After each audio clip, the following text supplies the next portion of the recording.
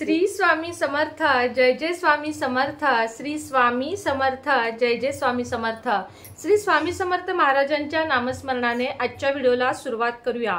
शुभ दुपार तुम्हा सगळ्यांना। कसे आहात तुम्ही सगळे? आशा व्यक्त करते स्वस्थ असाल, मस्त असाल, स्वामींच्या सेवेमध्ये रममाण असाल। लक्ष्मी कुंचनची सेवा सांगा असे अनेक सारे म्हणजे जवळजवळ 500 कमेंट मला आलेले आहेत।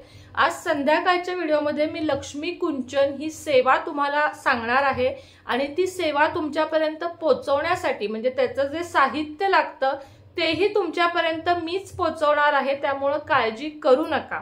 अजून एक गोष्ट सांगते, ज्यांना कुणाला श्रीयंत्र, कमळगट्ट्याची माळ, मेरू यंत्र, रुद्रयंत्र, स्वामी समर्थांची मूर्ती, त्याचप्रमाणे पारद शिवलिंग, पितळी शिवलिंग, स्फटिक शिवलिंग यापैकी कोणत्याही वस्तू, नजरदोष उतारा किंवा वशीकरण टिळक या सगळ्या गोष्टी, लग्न लवकर करण्यासाठीचं जी माझ्याकडे पेटी आहे ती, नवग्रह चौकी आणि मी स्वतः माझ्या केसांसाठी बनवलेलं हेअर ऑइल, या कोणत्याही वस्तू हव्या असतील तर खाली दिलेल्या नंबरवर संपर्क करा। ऑर्डरला थोडा इकडं तिकडं उशीर होऊ शकतो पण तुमच्यापर्यंत ऑर्डर पोहोचतील हे नक्की। तर खाली दिलेल्या नंबरवर फक्त आणि फक्त व्हॉट्सअप करा। रात्रीच्या 12-1 पर्यंत तुमच्या अडचणी विचारण्यासाठी मला कृपया कॉल करू नका।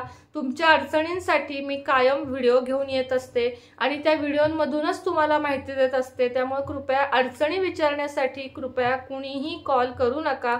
ऑर्डर संदर्भात काही तुमचा प्रश्न असेल तर तुम्ही एखादा कॉल करू शकता, अगदी नक्की करू शकता, मात्र कोणत्याही अडचणी विचारण्यासाठी हा नंबर नाहीये हे कृपया नोंद घ्यावी। कारण 1000-2000 फोन उचलणं दिवसभरात आणि तेवढं बोलणं ही कुणासाठीही साधी गोष्ट नाहीये। मलाही संसार आहे, मलाही काही गोष्टींचा म्हणजे कामं आहेत घरामध्ये, समजून घ्या। स्त्रियाच आहात तुम्ही सगळ्या, मला समजून घ्या। तर आजचा व्हिडिओ खास पुन्हा शुक्रवारसाठीच मी घेऊन आलेली आहे की तुम्ही कुलदेवीची सेवा कशी करावी। आपण महाराजांची सेवा करतो, आपण दत्त महाराजांची सेवा करतो, आपण गणपती आली की चतुर्थीला किंवा गणपतीची सेवा आपण कायम करतो, पण खरं तर आपल्या कुलदेवीची सेवा होणं हे अत्यंत जास्त महत्त्वाचं असतं। कुलदेवीची सेवा प्रत्येक शुक्रवारी काय करावी किंवा कुलदेवीला तुम्ही जाऊ शकत नसाल तर काय करावं, आजच्या व्हिडिओमध्ये हीच माहिती मी तुम्हाला देणार आहे। सगळ्यात आधी ज्या स्त्रिया काही कारणामुळे, जे पुरुष स्त्रिया काही कारणामुळे जोडीनं किंवा एकटे सुद्धा तुम्ही जर कुलदेवीला जाऊ शकत नसाल तर काय करावं हे मी तुम्हाला सांगणार आहे। त्याला म्हणतात भाग बांधणे। कुलदेवीच्या नावाने भाग बांधणे।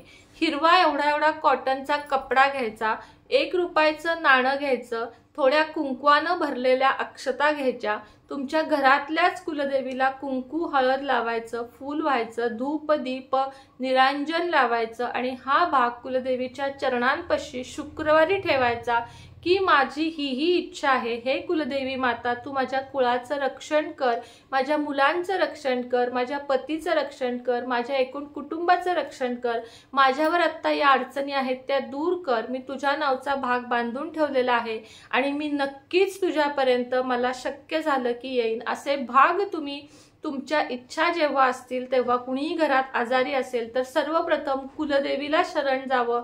कुठलीही अडचण असेल तर सर्वप्रथम कुलदेवीला शरण जावं। कुलदेवीचा टाक, फोटो, मूर्ती काही ना काही घरात असावंच। ज्या घरामध्ये कुलदेवीचा फोटो नाही, मूर्ती नाही, ते घर नाही असं म्हटलं जातं, कारण कुटुंबाच्या रक्षणकर्त्यालाच तुम्ही जर घरात ठेवत नसाल तर कुटुंबातल्या अडचणी कशा संपतील तुम्हीच मला सांगा। म्हणून सर्वप्रथम जाऊन फोटो, मूर्ती काही नसेल तर तुम्ही ते घेऊन या। तुमची कुलदेवीच तुम्हाला माहित नसेल तर किमान ओम श्री कुलदेवताय नमः, ओम श्री कुलदेवताय नमः या मंत्राचा जप दररोज 108 वेळा करा। आणि ज्यांना कुलदेवीचं नाव माहिती आहे त्यांनी श्री कुलदेवीचं नाव आणि देव्यो नमः या मंत्राचा जप तुम्हाला करायचा आहे। हे लक्षात घ्या, प्रत्येक शुक्रवारी ही सेवा तुम्हाला करायची आहे आणि दररोज 108 वेळा कुलदेवीचा जप, स्तोत्र जे काही तुमच्याकडे आहे ते म्हटलात तर खूप चांगलं होईल, किंवा सर्व मंगल मांगल्ये शिवे सर्वार्थ साधिके शरण्ये त्र्यंबके गौरी नारायणी नमोस्तुते हा जरी श्लोक किंवा हा जरी मंत्र म्हटलात तरीही चालेल। मात्र कुलदेवीची रोजच्या रोज प्रार्थना करणं हे अत्यंत जास्त गरजेचं आहे।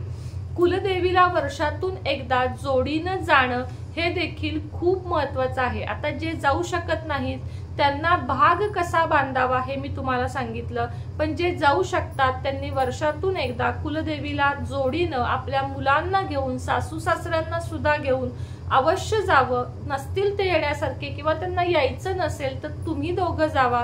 कुलदेवीला तुम्ही ओटी भरा, साडीनं म्हणजे खणा नारळानं ओटी भरा। साडी ही कॉटन किंवा सिल्क असावी, पॉलिएस्टर अगदी साधी 150-200ची अशी साडी नेसवायची नाही। त्यापेक्षा तुम्ही कॉटनचा ब्लाउज पीस चांगला, सिल्कचा, प्युअर सिल्कचा किंवा कॉटनचा ब्लाउज पीस चढवू शकता। त्यासोबत नारळ, तांदूळ, एक विडा म्हणजे तयार केलेला तंबाखू चुना नसलेला विडा, फुलांचा हार, पेढे किंवा केळं हे तुम्ही कुलदेवीला अर्पण करून तिथेच सवाष्णी जेवू घालू शकता, किंवा सवाष्णी जेवू घालण्यासाठी दक्षिणा देऊ शकता। किंवा कुलदेवीला जाऊन आलात की घरी तुम्ही किमान एक सवाष्ण बोलवून, तुमच्याकडे जी पद्धत आहे, आता आमच्या बनशंकरी देवीला कडबू आवडतात, पण शक्यतो कुलदेवींना पुरणपोळीचा नैवेद्य असतो। मग पुरणपोळीचं जेवण करून 1, 5, 3 सवाष्णी जेवू घाला जेव्हा तुम्ही कुलदेवीवरनं जाऊन येता। ही कुलदेवीची सेवा वर्षातून एकदा होणं अत्यंत जास्त महत्त्वाचं आहे। निम्म्या अडचणी तुमच्या इथंच संपतील।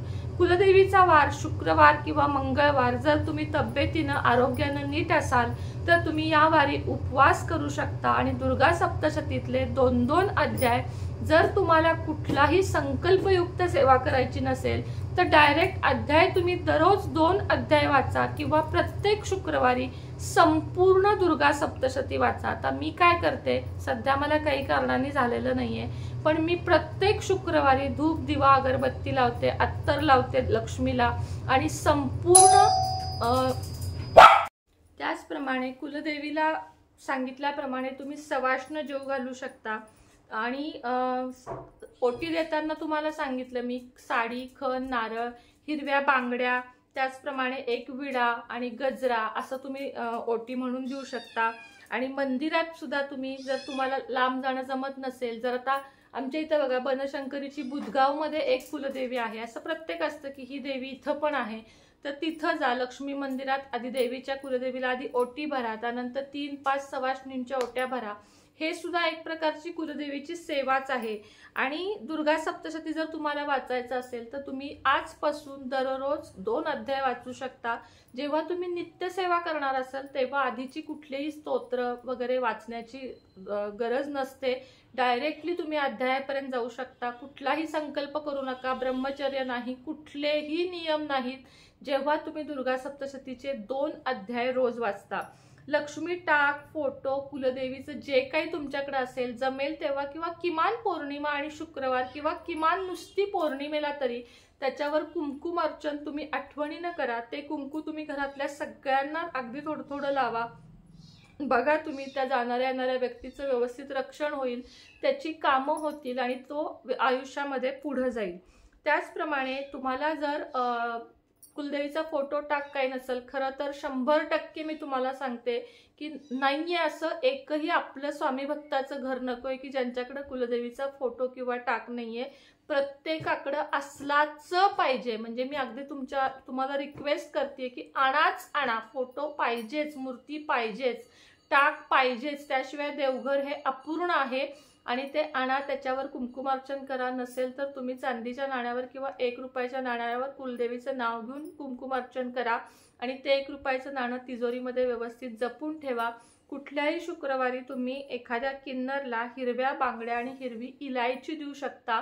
या गोष्टींनी तुमच्या आयुष्यात खूप सारा फरक पडेल। ह्या ज्या कुलदेवीच्या सेवा मी तुम्हाला सांगितल्या या आठवणीनं करा आणि भाग बांधायला विसरू नका, जे लोक जाऊ शकत नाहीत त्यांनी। तर आजच्या व्हिडिओमध्ये इतकीच माहिती होती। माहिती आवडली असेल तर व्हिडिओला लाईक करा, शेअर करा, चॅनलला सबस्क्राईब करा। पुन्हा भेटेन नवीन व्हिडिओ सोबत, नवीन विषयासोबत। तोपर्यंत तुम्हा सर्वांना श्री स्वामी समर्थ।